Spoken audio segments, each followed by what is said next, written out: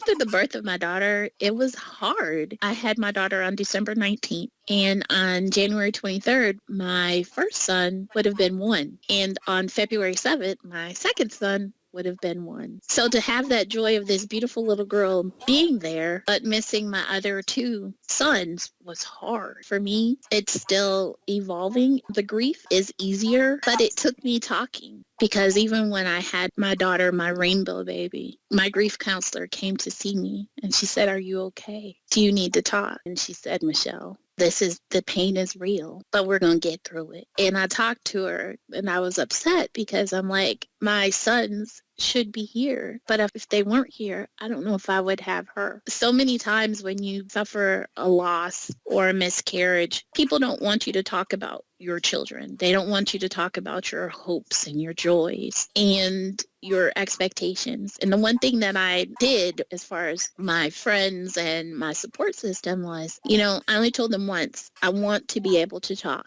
And if you can't handle me talking, then let me know. But they all let me talk and what expectations I had for my sons. And then they said, "So what are your expectations for your daughter?" She is currently doing fine, a sophomore in college, maintaining a 3.8 GPA, and she is a jock.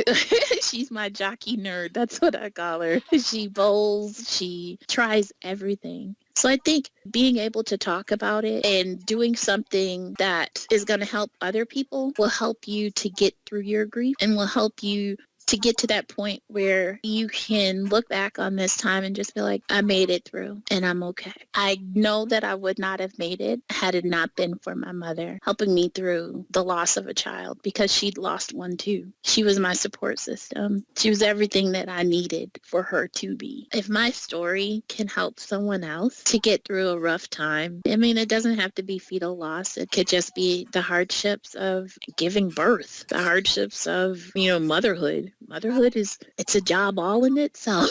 I think it's important to connect for people to realize that I don't have to go through this by myself. There are people that are going to stand behind me for when I fall and catch me. And you will eventually get back to normal or some semblance of normal. We're here to help you. You don't have to walk this journey alone. Please don't walk it alone. It's not worth it.